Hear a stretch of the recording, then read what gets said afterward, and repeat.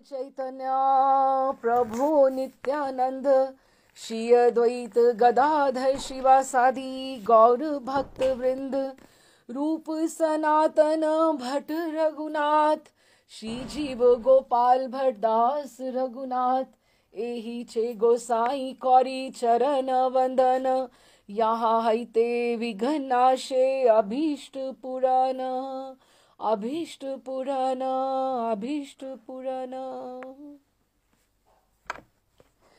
पहले उन्होंने कंस्ट्रक्शन का और जो मंदिर स्थापित हो रहे हैं उसके बारे में सब बताया और फिर उसी काल में बीबीटी का बताया कि बुक डिस्ट्रीब्यूशन का किस तरह से काम चल रहा है। तो अब ये दोनों चीज़ों को इकट्ठे करके अब हम आगे हम फॉरवर्ड कर रहे हैं कि किस तरह से अब आगे 1975 में हम पहुंच गए हैं। तो प्रभुपाद के मिशन को इस हिसाब से जो बाहर शुरू हुआ है 6 साल में कितना उसको रिकॉग्निशन मिली है उसके हिसाब से अब हम और 6 साल में उनका कितना अचीवमेंट हो चुका है। 20 अप्रैल 1975 वृंदावन श्रील प्रभुपाद ने कृष्ण बलराम मंदिर के भव्य उद्घाटन के लिए अर्चा विग्रहों की स्थापना की। जब भी पहले मंदिर स्थापित हुआ था तो पूरे सारे अर्चा विग्रह नहीं थे। जब पिछली बार हमने पढ़ा था तो अब सारे अर्चा विग्रहों की स्थापना हुई और ये उत्सव को अटेंड करने के लिए लगभग 1000 शिष्य वृंदावन में उपस्थित था और उत्तर प्रदेश के राज्यपाल मुख्य अतिथि थे। वर्षों के कठिन प्रयास के बाद ये भव्य उद्घाटन श्रील प्रभुपाद एवं उनके आंदोलन की भारी विजय थी कि वृंदावन में भारत में ये सबसे बड़ा मंदिर जो सेंटर में पड़ता है, मायापुर भी थोड़ा साइड पर हो जाता है उस तरह से, तो यहाँ पे वृंदावन में जो सेंटर में था ये एक बहुत बड़ी विजय थी कि इतना बड़ा मंदिर पूरा तैयार हो गया था। कृष्ण तथा बलराम की पहली आरती करने के बाद वेदी के पास खड़े हुए ही प्रभुपाद ने भीड़ को संबोधित किया और बताया कि ये अंतरराष्ट्रीय मंदिर है जहां विश्व भर के लोग पूजा करने और गौर निताई कृष्ण बलराम तथा राधा कृष्ण की शरण पाने के लिए आएंगे, कि यहाँ पर आपको ये अंतरराष्ट्रीय मंदिर है तो यहाँ आपको विदेशी भक्त ज्यादा दिखाई देंगे।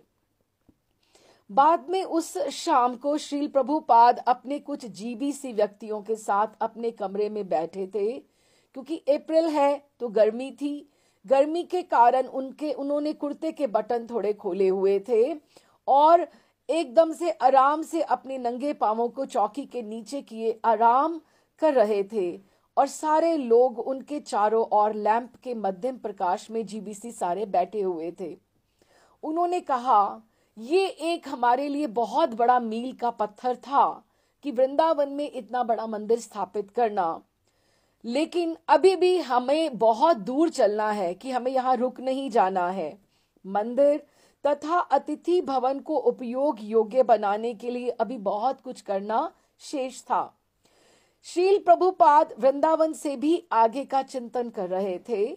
उन्होंने कहा, मंदिर का ये निर्माण इतना महत्वपूर्ण है कि मैं इस तरह के मंदिर के उद्घाटन के लिए लाखों रुपए खर्च कर सकता हूं, फिर भी ये चाहे जितना ही महत्वपूर्ण क्यों ना हो। अब देखो इक्विवेलेंट उन्होंने क्या लिया कि मंदिर मेरे लिए बहुत जरूरी है बनाने, लेकिन कितना भी महत्वपूर्ण क्यों ना हो पुस्तक उत्पादन करना इससे भी अधिक मेरे लिए महत्वपूर्ण है। अब ये दोनों प्लेटफॉर्म्स इकट्ठे हो गए हैं कि बीबीटी और कंस्ट्रक्शन मंदिर का, कि दोनों वो प्रचार कार्य है और ये इधर धनराशि हम प्रयोग कर रहे हैं। पुस्तक उत्पादन की प्राथमिकता की ये महत्वपूर्ण पुष्टि है भव्य मंदिर उद्घाटन के बीच में होते हुए भी, कि वो एक मंदिर में इनॉग्रेशन टाइम में बैठे हुए भी अपने बुक डिस्ट्रीब्यूशन को आगे बढ़ाने की कोशिश कर रहे हैं और वे बल दे रहे थे कि पुस्तक उत्पादन अधिक महत्वपूर्ण है, कि पैरेलल लिया उसको। फिर भी श्रील प्रभुपाद कुछ थोड़ा थोड़ा जीबीसी से गुस्सा थे, रुष्ट थे। प्रभुपाद एक बड़े ऑर्गेनाइज्ड, डिसिप्लिन्ड और जिस तरह से एक स्ट्रिक्ट होते हैं ऑर्गेनाइजर वैसे थे, और वो चाहते थे कि उनका, जैसे वो खुद टाइम मैनेजमेंट में उनको विश्वास था, उनको था कि हर मेरा काम समय से होना चाहिए। तो वो कुछ कुछ रुष्ट थे, क्योंकि उनके संस्कृत संपादक ने श्री चैतन्य चरितामृत को निकालने में महीनों की देरी कर दी थी। थोड़ा वे गुस्से से गरज कर बोले, यद्यपि मैंने श्री चैतन्य चरितामृत को कभी का पूरा कर लिया था, किंतु अभी तक वो अप्रकाशित क्यों है? आप लोगों के से ये काम क्यों नहीं हो रहा? उन्होंने श्रीमद् भागवत के चतुर्थ स्कंद के चारों भाग भी पूरे कर लिए थे और 5वां स्कंद वे प्रारंभ कर रहे थे, किंतु चौथे स्कंद का केवल एक ही खंड अभी तक छपा था। और मतलब प्रभुपाद एक अकेले हैं, एक पे अनुवाद करने वाले, और उधर पूरी की पूरी टीम है, फिर भी प्रभुपाद उनको ओवर पावर कर रहे हैं कि प्रभुपाद आगे निकल रहे हैं और वो अनुवाद करके तैयार कर रहे हैं। और आप मानो, श्रीमद् भागवत का अनुवाद करना कोई आसान बात नहीं है। 18,000 श्लोक जब भी व्यासदेव जी ने लिखे तो उन्होंने गणेश जी ने आकर ये दायित्व निभाया कि उनको लिखने का ये हुआ कि वो लिखते थे और व्यासदेव जी बोलते थे। तो उन्होंने उनको बोला कि मैं ज्यादा देर नहीं रुकूंगा, आप जल्दी जल्दी बोलते जाना, तो मैं जल्दी जल्दी लिखता जाऊंगा अगर इस तरह से लिखना है तो। लेकिन फिर व्यासदेव जी ने एक उनके लिए कंडीशन रखी, एक शर्त रखी कि आप किसी भी श्लोक को तब तक नहीं लिखोगे जब तक आप उसका अर्थ नहीं समझ पाओगे, क्योंकि अब श्लोक तो झरझर नहीं निकलेंगे। तो उसको वो इस तरह से करते थे कि वो कोई डिफिकल्ट, जैसे कठिन सा श्लोक गणेश जी को दे देते थे व्यासदेव जी की, तब तक उसका वो तात्पर्य समझे, और तब तक he was buying time from him, कि तब तक वो 3, 4, 5 आगे श्लोकों की रचना कर लेते थे। तो जो भागवतम है, कहने का अर्थ ये कि उसके श्लोक इतने कठिन हैं कि गणेश जी को भी बुद्धि लगानी पड़ी है। बुद्धि के दाता गणेश भगवान कहा जाता है ना। तो उनका अनुवाद करना सहज कार्य नहीं था, लेकिन प्रभुपाद ने किया, और प्रभुपाद कह रहे हैं, और उनके सारे ग्रंथ साइमल्टेनियसली चल रहे हैं। जैसे चैतन्य चरितामृत भी चल रहा था और साथ में ये भी श्रीमद् भागवतम भी चल रहा है, कि जो जो विश्राम होता जा रहा है उसकी पब्लिकेशन होनी चाहिए। तो उन्होंने कहा, चतुर्थ स्कंद तो मैंने कब के चारों भाग कब के पूरे कर लिए, और 5वां स्कंद मैं प्रारंभ कर रहा हूं, और अभी तक उसका चौथे स्कंद का केवल एक ही खंड छपा है। उपस्थित भक्तों में से एक भक्त प्रभुपाद की बात ना समझ पाने के कारण बोल उठा कि चूंकि प्रभुपाद जी हवाई जा रहे हैं, अतः वहां वे शांति पूर्वक लिख सकेंगे। हालांकि बात तो हो रही थी कि छप नहीं रहे, लिखने की बात तो नहीं हो रही थी कि प्रभुपाद तो पीछे है ही नहीं है। प्रभुपाद ने उत्तर दिया कि जब उनकी पांडुलिपियां प्रकाशित ही नहीं हो रही, तो मुझे लिखने का भी उत्साह नहीं है, कि मुझे कोई जरूरत ही नहीं लिखने की, पहले तुम पहले वाला काम तो करो।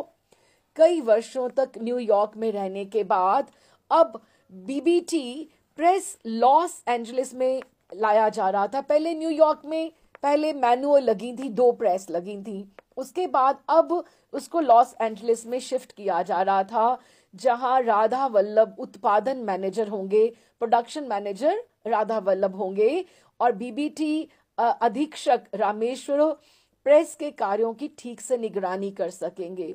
रामेश्वर को पता ना था कि चैतन्य चरितामृत की पांडुलिपि के प्रकाशन में इतनी देरी हो रही है कि वो प्रभुपाद को क्रोध आने का कारण भी हो सकता है। उन्हें तो अब वृंदावन में आकर पता चला। उन्होंने प्रभुपाद से वायदा किया कि वे शीघ्र ही प्रेस को लॉस एंजलिस में स्थापित करते ही सबसे पहले श्री चैतन्य चरितामृत का पब्लिकेशन प्रारंभ कर देंगे। प्रभुपाद ने 1975 के 18 महीनों में संपूर्ण श्री चैतन्य चरितामृत की पांडुलिपि पूरी कर ली थी, पूरी की पूरी 1 साल में। ये अपने आप में एक उल्लेखनीय करामात थी, क्योंकि इन्हीं महीनों में वे प्रबंध कार्यों में बुरी तरह व्यस्त रहकर निरंतर भ्रमण भी कर रहे थे। ये नहीं थे कि वो केवल लिख रहे थे, उनको इतना ज्यादा उनकी टूरिंग थी उस साल में। फिर भी इस बीच जिन लोगों ने अपना जीबीसी के पद छोड़े थे, उन अधिकारियों के साथ उन्होंने प्रमुख समस्याओं का सामना किया। उन्होंने भारत में जीबीसी का कार्य समय निभाया, क्योंकि भारत में तो जीबीसी कोई था ही नहीं और वो प्रभुपाद के हिस्से में आया था काम। और इस्कॉन के अन्य प्रबंध संबंधी कार्यों को भी सुलझाया। उन्होंने अनेक बड़े बड़े बीबीटी ऋणों की मंजूरी दी और विश्व भर में इस्कॉन के प्रसार तथा विकास को अनुमोदित किया, उसके लिए कंसेंट दिया। ढेरों पत्रों के उत्तर देना, अतिथियों से नित्य बातें करना तथा जहां जहां जाते वहां भागवत पर व्याख्यान देना उनके अतिरिक्त कार्यों में से थे। और इसके साथ उनका जो चैतन्य चरितामृत का था, वो 1 साल में वो लगातार उसका ट्रांसलेशन चलता रहा। उनके लिखने का एकमात्र समय वही था, 1 बजे उठना और नित्य 2-3 घंटे तक निरंतर कार्य करना। अभी हम लोग लॉस एंजलिस में वापस पहुंचे हैं, क्योंकि रामेश्वरम वहां पहुंचे हैं, तो अब वो देखेंगे कि पब्लिकेशन के लिए क्या स्थिति है। अभी वो जून तक वहां पर है, जून में पहुंचे। लॉस एंजलिस आने पर प्रभुपाद का उल्लासपूर्ण स्वागत हुआ।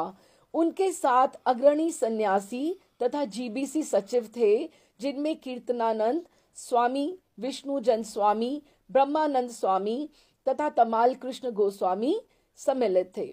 बाद में समस्त इस्कॉन केंद्रों में सर्वप्रिय अपने इस कमरे में बैठे हुए उन्होंने अप्रकाशित पुस्तकों के विषय में संक्षेप में सबने बात करी कि अब कैसे करना है। वे कुछ विचलित थे, किंतु बहुत बोले कम। प्रभुपाद थोड़े गुस्से में थे, तो इसलिए बात कम कर रहे थे। फिर भी वे मंदिर तथा रुक्मणी द्वारिकाधीश देवों को देखकर, ठाकुर को देखकर अत्यंत प्रसन्न थे कि उनकी सेवा बहुत अच्छे से हो रही है। अपने संक्षिप्त भाषण में उन्होंने बतलाया कि वे अपने शिष्यों पर शीघ्र पुस्तकें छापने के लिए क्यों दबाव डाल रहे हैं। वे मखमल की गद्दी वाले व्यासासन पर बैठकर बोले, मेरे पास कोई निजी योग्यता नहीं है, केवल मैं अपने गुरु को प्रसन्न करना चाहता हूं। बस मेरे गुरु महाराज जी ने मुझसे कहा था, उनको वही अपनी पुरानी जो गुरु महाराज के साथ जो उनकी लास्ट मीटिंग थी, जो राधा कुंड पे हुई थी, और उसका हमें चित्र भी मिलता है जहां ईंटें लगी हुई थी और परिक्रमा में राधा कुंड की परिक्रमा के साथ साथ भक्ति सिद्धांत सरस्वती के साथ चल रहे हैं और उनसे बातें कर रहे हैं। तो उन्होंने कहा, मेरे गुरु महाराज ने मुझसे कहा था कि यदि तुम्हें कभी धन मिल जाए तो पुस्तकें छापना। इसीलिए गुप्त बैठक तथा वार्ता होती थी, जहां पर मेरे कुछ गुरु भाई भी थे कि प्रभुपाद कहते कि मुझे वो अलग से ये बात कहते थे कि अगर तुम्हें कभी धन मिले तो ये कार्य करना। तो अब जब मुझे लग रहा है कि धन मुझे मिल रहा है, धन अगर आ रहा है, तो हमें और पब्लिकेशन करना चाहिए। ये स्थान राधा कुंड का था। अतः मेरे गुरु महाराज मुझसे कह रहे थे, जब से ये बाग बाजार का संगमरमर का मंदिर बना है, बाग बाजार जो कलकत्ता में गौड़ीय मठ बना था कि संगमरमर का मंदिर बना है, तब से मतभेद बढ़ गया है और हर एक यही सोचता है कि कौन किस कमरे में अधिकार जमावेगा, क्योंकि संगमरमर लग गया है, किसी कमरों में नहीं है संगमरमर। तो उनको ये लगता था कि हमें अच्छे कमरे मिलने चाहिए।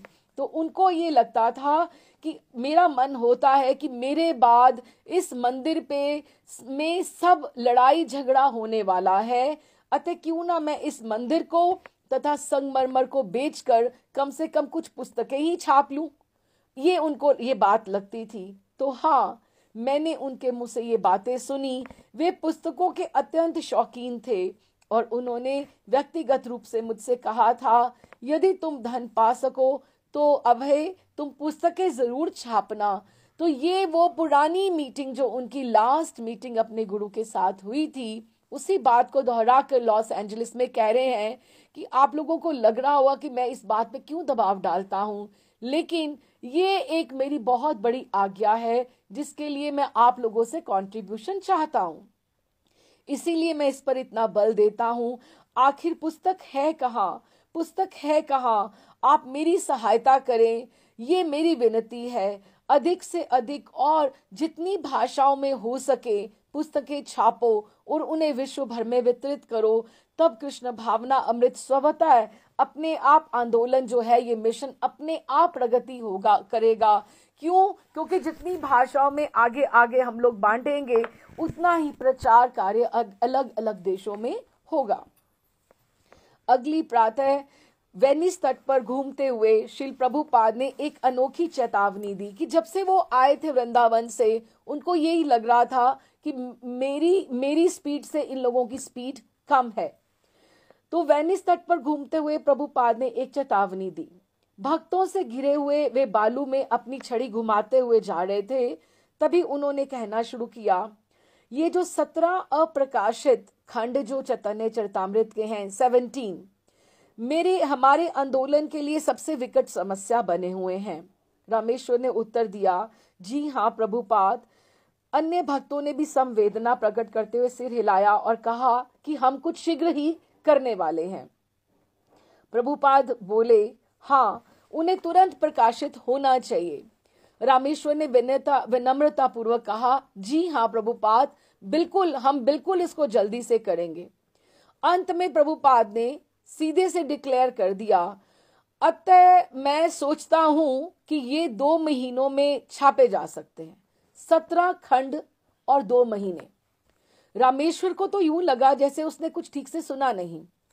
प्रेस तो अभी अभी चालू हुई थी, अभी अभी शिफ्ट हुई है। आर्टिस्टों के कमरों में अभी तक बत्तियां भी नहीं लगी हुई थी। 2 महीने न्यायोचित नहीं है, बिल्कुल असंभव। न्यायोचित मीन्स कि इतना पॉसिबल ही नहीं है कि 2 महीने तो हमें जस्टिफाइड ही नहीं है। अभी श्रील प्रभुपाद से अपनी अधिक उत्पादन क्षमता की योजना को बताने का उचित अवसर था कि अभी 2 महीने में नहीं ये प्रभुपाद सब हो सकता।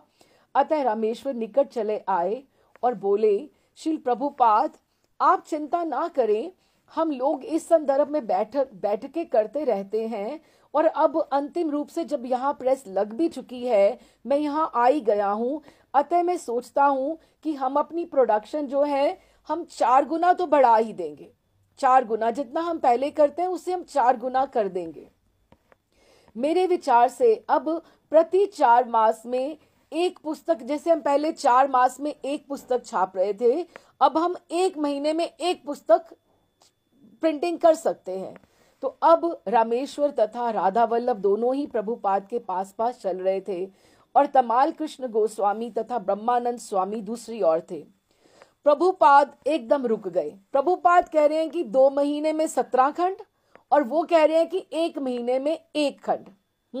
अब चैलेंज देखो कितना बड़ा है। प्रभुपाद मानो सोचते हुए विचार करके बोले, 1 पुस्तक प्रति मास, अर्थात 17 खंड का अर्थ है कि 1 मास में अगर 1 छापोगे तो 1 साल से भी ऊपर, कि इतना समय तो मैंने अनुवाद करने में नहीं लिया जितना तुम पब्लिकेशन में लोगे। ये तुम्हारी ज्यादा तेज गति है तो और कम कर लो। प्रभुपाद ने गुस्से में बोला, सैटरिकली, व्यंग्य रूप से कहा। अन्य भक्त रामेश्वर तथा राधा वल्लभ एक दूसरे को देखने लगे, क्योंकि Prabhupada very discipline, very strict organiser. Srila Prabhupada ने पुनः कहा, तुम्हें 2 महीने की अवधि में मैंने कह दिया कि सारी पुस्तकें छापनी है तो बस छापनी है। इस बार उन दोनों प्रबंधकों ने ठीक से सुन लिया तो था। पहले तो उन्हें लगा था कि उन्होंने सुना ही नहीं, अब सुन तो लिया था, पर वे स्तंभित थे। उन्हें विश्वास नहीं हो पा रहा था कि वो करेंगे कैसे। रामेश्वर ने कहा, श्रील प्रभुपाद, मेरे विचार से ये असंभव है। हाँ, हम लोग तेजी कर सकते हैं, कोशिश कर सकते हैं। प्रभुपाद ने सहसा चलना बंद कर दिया और बालू में बस अपनी छड़ी को जोर से एकदम से गड़ाते हुए दृढ़ता पूर्वक रामेश्वर की ओर मुड़कर बिना क्रोध किए किंतु गंभीरता पूर्वक बोले, 2 महीने मतलब 2 महीने, और असंभव शब्द तो मूर्खों के शब्दकोश में मिलता है। अब तुम दोनों में से कौन मूर्ख है? सहसा रामेश्वर को लगा कि उसे आध्यात्मिक जीवन की अनुभूति हो गई है कि असंभव कहने का अर्थ होगा। अब देखो ना, ये बात कितनी बड़ी है। जब एक गुरु कह रहा है कि ये काम 2 महीने में होगा, एक गद्दी से, एक व्यास आसन से एक ये आचार्य कह रहा है और उसके पीछे जो खड़ी शक्ति कह रही है, तो मैं अपनी योग्यता लगाने वाला कौन हूं? जब कृपा ही सब कार्य कर रही है तो मैं यहां तक जो मैं पहुंचा हूं, अब देखो ना, बात सिंपल है बड़ी, लेकिन बात बहुत गूढ़ है। या तो हम अपनी योग्यता को देख लें और या हम कृपा की धारा को देख लें। हमें लगता है कि हम अपनी योग्यता से कुछ कर सकते हैं, बिल्कुल नहीं कर सकते, कहीं भी नहीं पहुंच सकते। लेकिन उसकी कृपा से, करुणा सिंधु की कृपा से तो सब संभव है ना। तो उन्होंने सोचा, उन्होंने कहा कि आध्यात्मिक जीवन की उनको लगा कि एकदम से उनको अनुभूति हुई कि असंभव कहने का अर्थ तो ये होगा कि हम अपनी योग्यता से बात कार्य को नाप रहे हैं, कि उसे कृष्ण के प्रतिनिधि के रूप में भगवान की शक्ति में श्रद्धा ही नहीं है। कि अगर हम ये कहें कि ये काम होगा ही नहीं, तो इसका मतलब तो हम ये है कि we are challenging our Guru and Krishna's mercy, कि हम दोनों को चैलेंज कर रहे हैं। उसे अपने सारे, अब देखो ना, 2 बातें होती हैं। एक तो कोई काम हो, कोई भी काम हो, तो एक होती है हमारी इच्छा, एक हमारी इच्छा होती है, और एक होती है भगवान की इच्छा से कोई कार्य होता है। तो अगर हम लोग कभी कभी सोचते हैं कि हम तो वही देख रहे हैं ना जो अभी हमें प्रेजेंट में दिखाई दे रहा है, कि हमारे लिए क्या अच्छा है, ऐसा हो जाता तो अच्छा था और ऐसा हो जाना चाहिए। लेकिन भगवान इतने दूरदर्शी होते हैं कि उनको सब नजर आता है दूर तक। तो प्रभु ठाकुर जी की इच्छा ज्यादा अच्छी है। वो उनको पता है कि वो कल भी क्या था और आगे भी क्या होने वाला है, ये किसी के लिए अच्छा है या नहीं है। वो स्वयं उस बात को रोककर जो हम भक्त के लिए अच्छा होता है वो करते हैं। तो दोनों की इच्छाओं में से किसकी इच्छा अच्छी हुई? ठाकुर जी की इच्छा अच्छी हुई ना, क्योंकि उनको पता है कि कल इसके लिए क्या अच्छा है। हम तो आज जो सामने हमें गुडी गुडी जो दिखाई देता है, हम वही मांगेंगे कि जो हमारे लिए ये अच्छा है। लेकिन ठाकुर वही देते हैं, वो माँ है, वो कभी हमारा गलत नहीं करते हैं। वो हमें वही देंगे जो हमारे लिए अच्छा होगा। वो हमारी अच्छाई के साथ कॉम्प्रोमाइज नहीं करेंगे, क्योंकि ठाकुर जो है, ठाकुर कल्प वृक्ष नहीं है। ठाकुर, आप देखो, कल्प वृक्ष से अगर आप कुछ और भी मांगोगे, कि जैसे मुझे कुछ भी मिल जाए तो वो दे देंगे, लेकिन ठाकुर का जो मातृत्व है, वात्सल्य है, वो भक्त के लिए हमेशा वही रहता है। वो आपको वही देंगे जो आपके लिए अच्छा हो, क्योंकि ठाकुर के चरणों से ही तो कल्प वृक्ष निकले हैं। कितने कितने कल्प वृक्ष निकले हैं उनके आशीर्वाद से। तो उन्होंने उनको बोला कि असंभव कहने का अर्थ होगा कि उसे कृष्ण के प्रतिनिधि में, भगवान की शक्ति में श्रद्धा नहीं है। उसे अपने सारे भौतिक अनुमानों तथा तर्कशील बुद्धि को छोड़ देना चाहिए, कि आर्ग्यूमेंट नहीं करना चाहिए प्रभुपाद के साथ। रामेश्वर तथा राधा वल्लभ मुख खड़े रहे, किंतु प्रभुपाद अन्यों के साथ आगे बढ़ गए। इन दोनों भक्तों ने जल्दी करके उनके साथ होना चाहा कि दोनों पीछे रह गए और प्रभुपाद आगे चले गए, क्योंकि वॉक कर रहे थे। किंतु हर व्यक्ति उनकी ओर देखकर मानो कह रहा हो, आगे बढ़ो, आगे बढ़ो, संशय करना छोड़ दो, कि अपनी योग्यता को बात मत लेके आओ, ठाकुर की कृपा को अनुभव करो, संशय मत करो, तुम्हें ये करना ही होगा। रामेश्वर ने श्रील प्रभुपाद से पूछा कि वे प्रेस में अन्य भक्तों से बातें कर ले तो फिर बताए। प्रभुपाद ने कहा, हाँ, जो भी आवश्यक हो तुम अवश्य करो।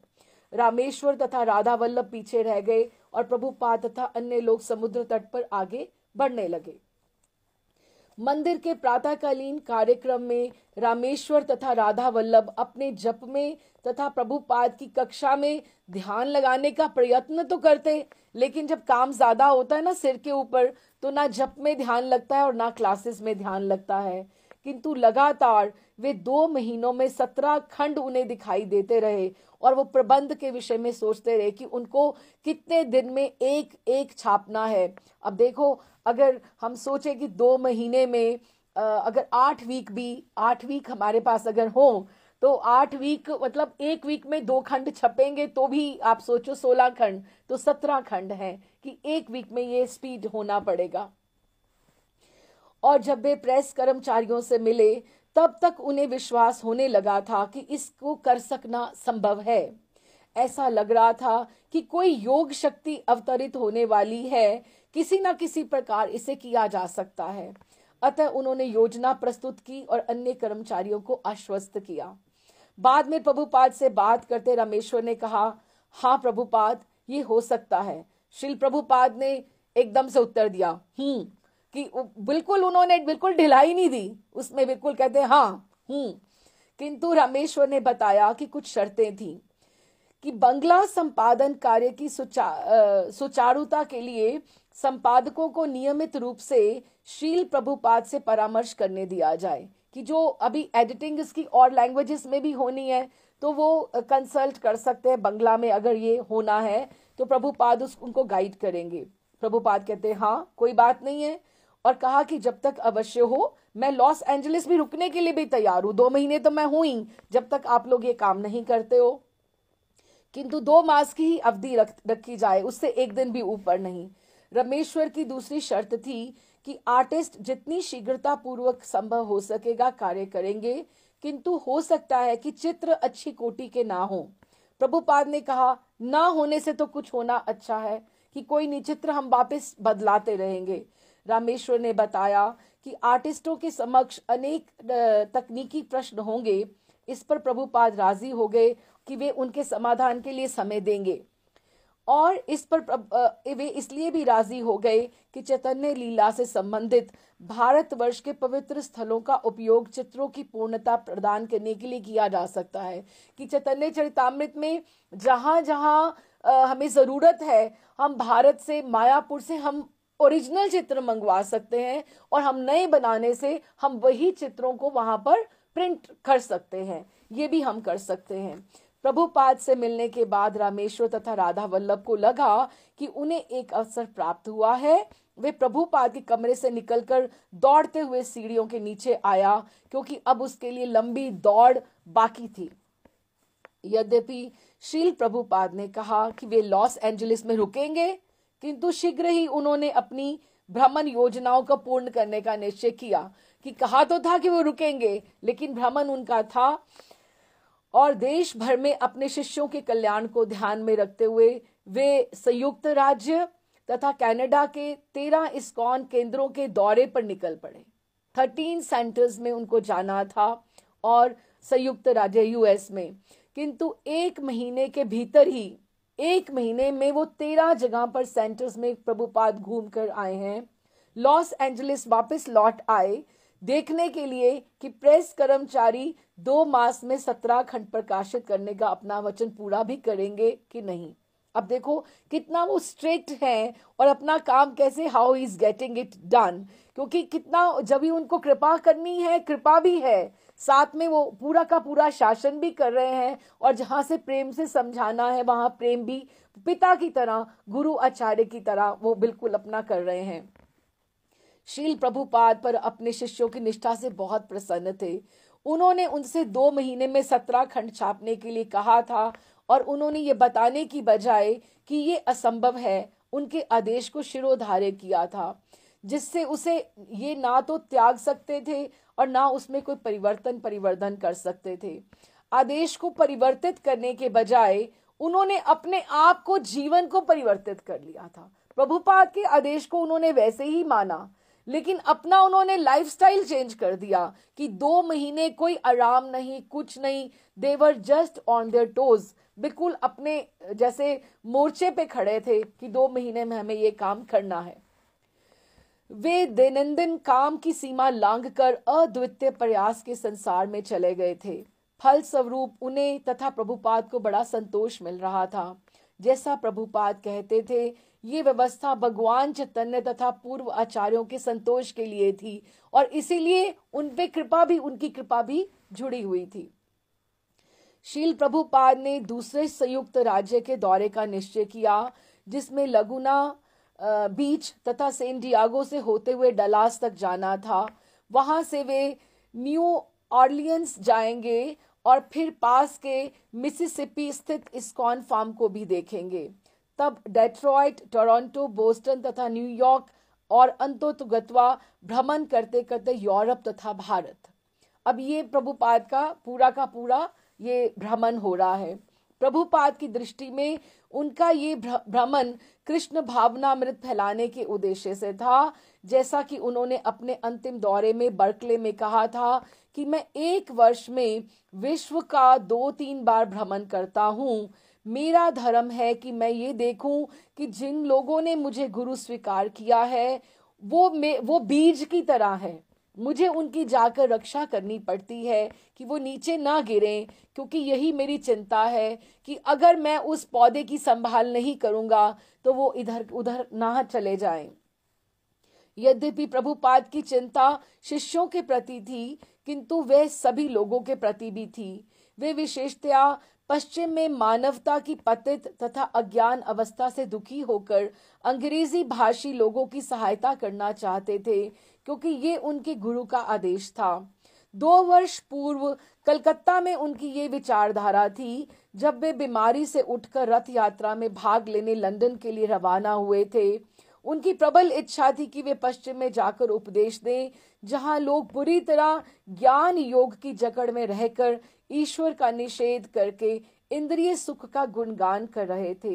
वे जानते थे कि जन समूह सरलता से अपने अज्ञान पूर्ण तरीके नहीं बदलता, किंतु वे कहते थे कि यदि वो एक भी व्यक्ति को शुद्ध भक्त बना सकेंगे तो उनका जो ट्रिप है, उनका भ्रमण, एक अगर ट्रिप में भी एक जना भी शुद्ध भक्त हो जाए तो वो सफल हो जाएगा।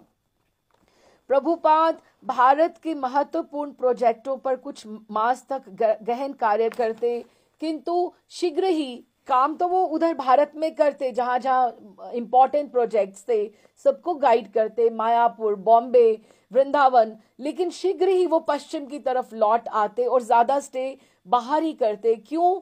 क्योंकि वहां पर उपदेश की और प्रचार की ज्यादा आवश्यकता थी। दोनों ही आवश्यक थे। भारत में उनके प्रोजेक्टों का विकास तथा पश्चिम में यात्रा करना और प्रचार करना, दोनों साइमल्टेनियसली हो रहे हैं। ये डेट्रॉइट में है अभी प्रभुपाद 2 अगस्त 1975 में। हेनरी फोर्ड का परपौत्र जो है ग्रेट ग्रैंडसन हेनरी फोर्ड का डेट्रॉइट में, एल्फ्रेड फोर्ड डेट्रॉइट में शील प्रभुपाद के शिष्यों के कांटेक्ट में आया और आकर उसने भगवत गीता यथारूप जब पढ़ी तो कृष्ण भावनामृत के प्रति आकृष्ट हो गया। उसने कृष्ण भावनामृत के नियमों को स्वीकार किया और 16 माला का जप करने लगा। और अब श्रील प्रभुपाद का वो दीक्षित शिष्य, और प्रभुपाद ने उसका नाम एल्फ्रेड फोर्ड था तो उसका नाम अम्बरीश रखा। आज अम्बरीश हवाई अड्डे पर श्री प्रभुपाद से मिलने के लिए अपनी मोटर के पास खड़ा प्रतीक्षा कर रहा था। प्रभुपाद को आते देखकर अम्बरीश चालक की सीट से निकलकर बाहर आया और उसने प्रणाम किया। उसने अपनी मोटर का पिछला दरवाजा प्रभुपाद के लिए खोला और फिर बंद किया, अपनी सीट पर लौट आया जैसे वो उनका दास हो, कि इतना वो हम्बल था।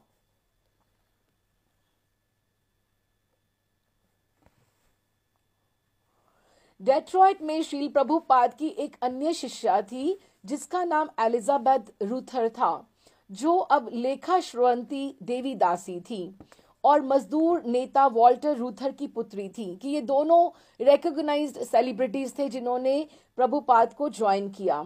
अम्बरीश ने बताया कि फोर्ड तथा रूथर परिवार वाले एक दूसरे के शत्रु थे शुरू से, किंतु अब उनके दोनों वंशज कृष्ण भावनामृत में शांतिपूर्वक कार्य कर रहे थे। प्रभुपाद इन दोनों शिष्यों की विनयशीलता से अत्यंत प्रसन्न थे और यद्यपि वे इन्हें विशेष सम्मान प्रदान करते, किंतु वो अपनी तरफ से ये बिल्कुल तथ्य प्रकट ना होने देते कि वो प्रसिद्ध परिवारों से आए हैं या रिकॉग्नाइज्ड सेलिब्रिटीज हैं। अम्बरीश तथा लेखा श्रवंती अपने को वैष्णवों का विनीत दास मानते।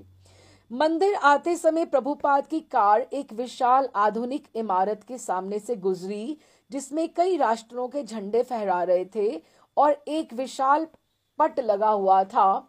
World headquarters fort.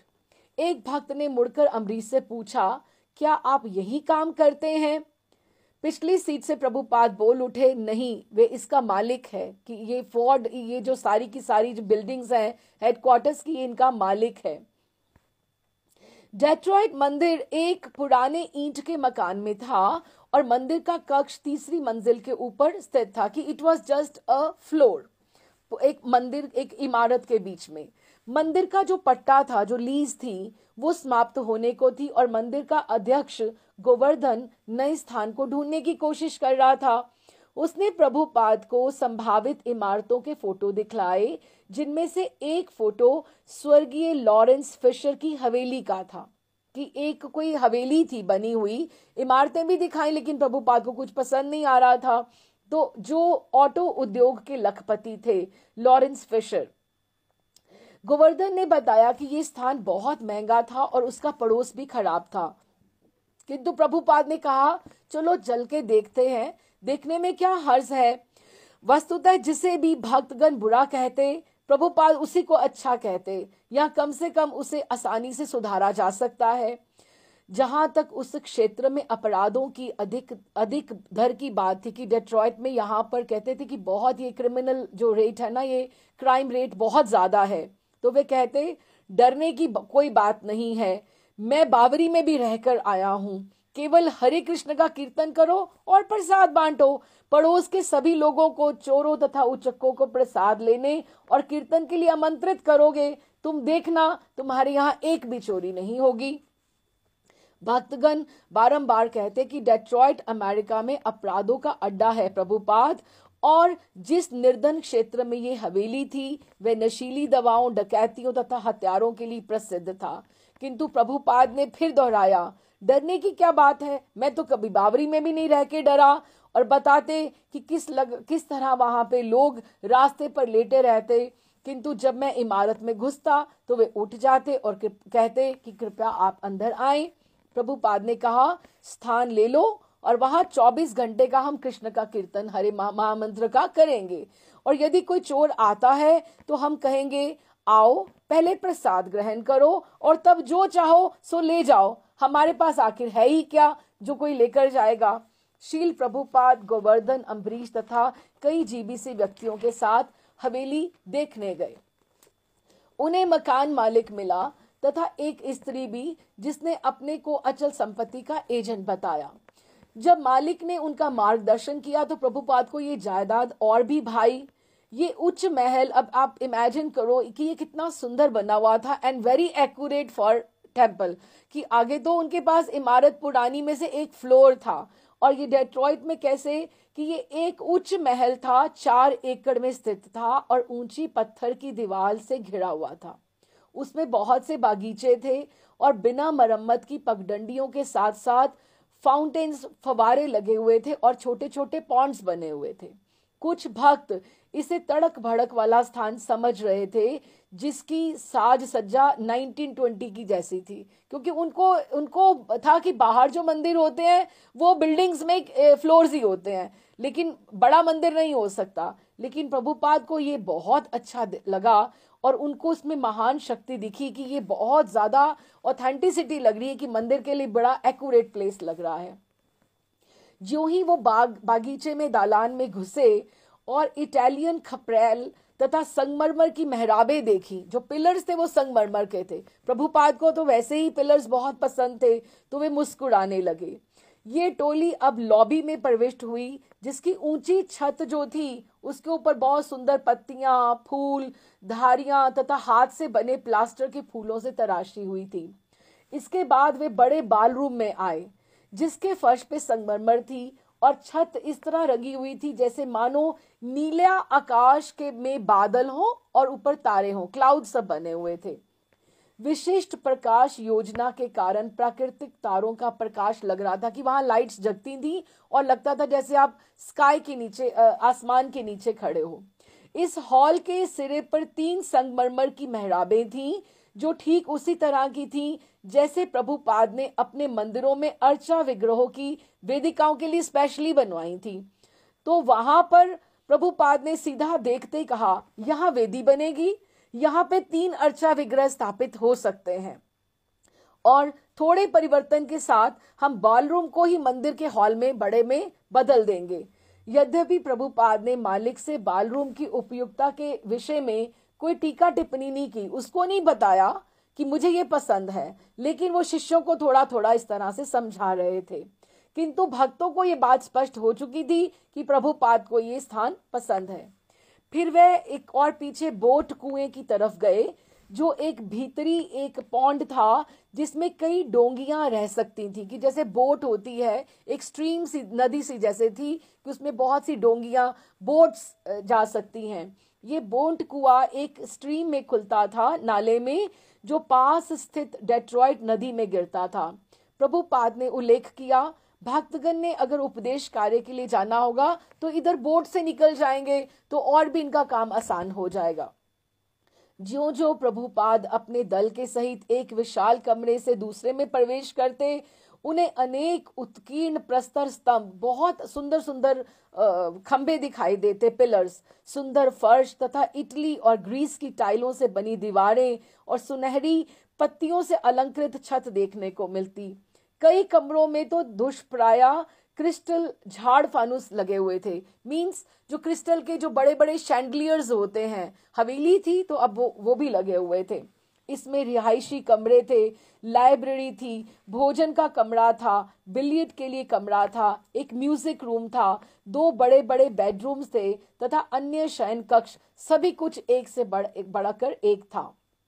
प्रभुपाद ने भक्तों को एकांत में कहा कि इसका प्रत्येक कमरा समूचे मूल्य के लायक है, कि हमारा मंदिर यहाँ पर बहुत सुंदर बनेगा। मकान मालिक मायान, मूर, स्पेन, ग्रीस तथा इटली के प्रभावों की बातें करता जा रहा था और उसने संकेत किया कि भोजन कक्ष के ये 2 हाथ से तराशे गए घुमावदार खंबे एक प्राचीन यूरोपियन महल से खोद कर हम लेकर आए थे। प्रभुपाद की जिधर भी दृष्टि जाती ऐश्वर्य ही ऐश्वर्य नजर आता। अंतःपुर का संगमरमर का फुहारा, टाइलों की बनी दीवारें, हाथों से रंगे गए श्रृंग, यहाँ तक कि बड़े बड़े स्नानागार भी बेजोड़ थे, जिसमें बाहर से लाए गए टाइल तथा सुनहरे पत्थर लगे हुए थे। जब परिचयात्मक भ्रमण समाप्त हो गया तो प्रभुपाद, उनके अनुयायी, मकान मालिक तथा अचल संपत्ति एजेंट सभी वो जो पॉन्ड था उसके निकट छतरी के नीचे एक जो बाग में मेज लगा हुआ था वहां पर बैठ गए कुर्सियों पे। प्रभुपाद अपने शिष्यों से पहले ही कह चुके थे कि मालिक को तो ये चाहिए कि ये इमारत उसको इस्कॉन के उपदेश कार्य के लिए दान ही दे देनी चाहिए। तो उन्होंने ब्रह्मानंद से कहा कि उसको तुम कम से कम अनुरोध तो करो कि हमें यहाँ रहना नहीं है, हमें तो भगवान के कार्य के लिए इस्तेमाल करना है, कि जैसे हमें मैनर वहां पे मिल गया हमें ये भी मिल जाना चाहिए। चूंकि मालिक ने मूल्य का उल्लेख ही नहीं किया, इसलिए प्रभुपाद, उसने बताया ही नहीं कि कितने की हवेली है, तो प्रभुपाद स्वयं बोले। उन्होंने प्रारंभ किया, देखिए हमारे पास तो छदाम भी नहीं है, मीन्स 1 पैसा भी नहीं है, हम तो भिखारी ठहरे, हम तो ठाकुर जी के भगवान का हम यहाँ पर मंदिर बनाना चाहते हैं, हम भिखारी ठहरे, हमारे पास तो पैसे हैं ही नहीं। और वो गंभीरता से बात कर रहे थे, फिर भी परिहास करते जा रहे थे। अम्बरीश तथा उपेंद्र ने पशोपश में अपना चेहरा ढक लिया कि उनको हंसी आ रही थी कि प्रभुपाद ये कैसे नेगोशिएशन कर रहे हैं, कि वो कैसे दान दे देगा, इतनी बड़ी हवेली है, किस तरह से। प्रभुपाद ने निडर होकर वापस कहा, हमारे पास देखिए धन नहीं है, अतः हम तो आपसे सिर्फ याचना कर रहे हैं कि आप बस हमें इमारत दे दो। हाँ, मालिक ने को विश्वास ही नहीं हुआ कि प्रभुपाद ये बात कैसी कर रहे हैं। वो इतना कन्विंसिंगली सब समझा रहा है कि इतना हम वहां से लाए, ये हुआ वो हुआ। मालिक ने अपनी अचल संपत्ति एजेंट की ओर अविश्वास पूर्वक देखा कि ये कैसी बातें कर रहे हैं, और फिर थोड़ा सा उसको विक्षुब्ध भी हुआ, मतलब थोड़ा परेशान सा होकर फिर हंसने की कोशिश कर रहा है। कहते हैं इसका तो प्रश्न ही नहीं उठता, ये मैं कैसे कर सकता हूं। एजेंट भी आश्चर्यचकित और उद्विग्न हो उठी, उसको भी परेशानी होने लगी। तो उसने धीमे से कहा, हम लोग ऐसा नहीं कर सकते, आप हमें ऐसे करने के लिए क्या कह सकते हैं। मालिक ने समझाया, मैं इसे आपको नहीं दे सकता, क्योंकि इस जायदाद को इतना मेंटेन करने के लिए मैंने बहुत सारा पैसा लगाया है। अतः मैं आपसे अपना धन वसूलना चाहता हूँ। ये जायदाद मेरी आय का प्रमुख अंश है।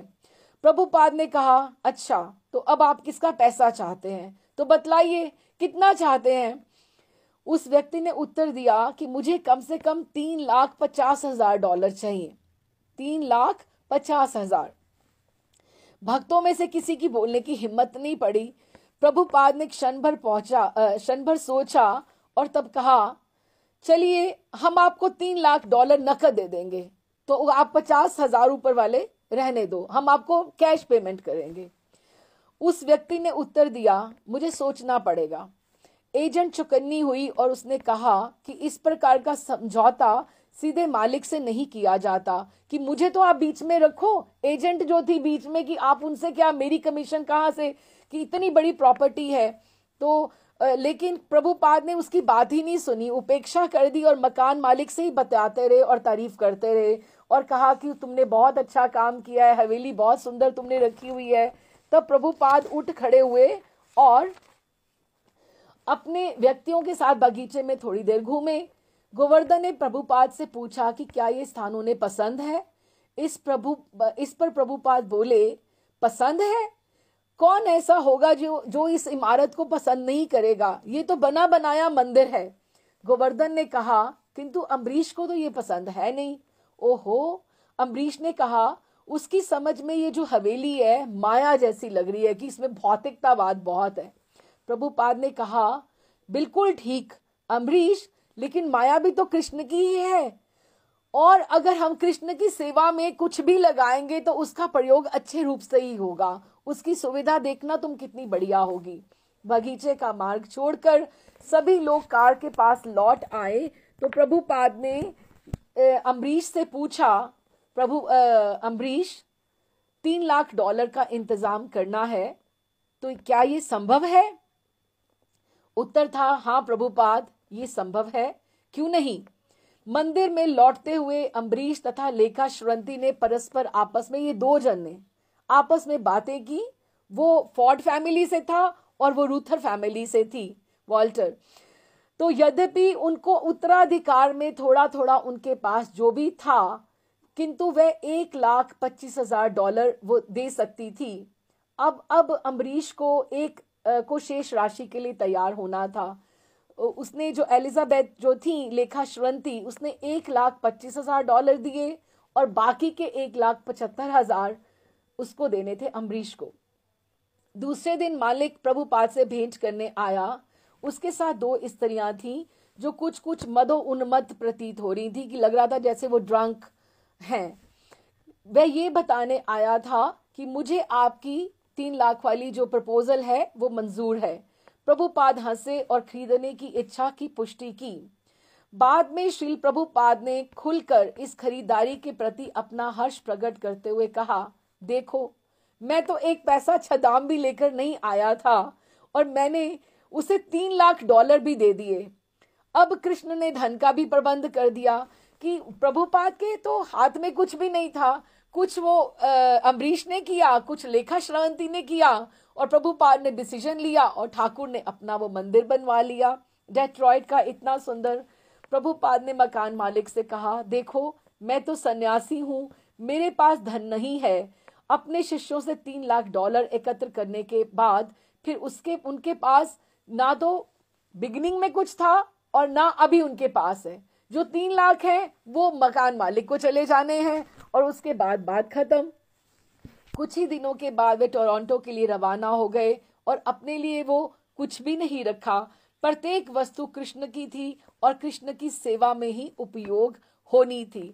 और प्रभुपाद जब ये डेट्रॉइट आए तो इस तरह से मंदिर का वहां पर शिफ्टिंग का, क्योंकि उसकी लीज खत्म हो चुकी थी, तो उसका ये डिसीजन प्रभुपाद ने बहुत अच्छे से किया।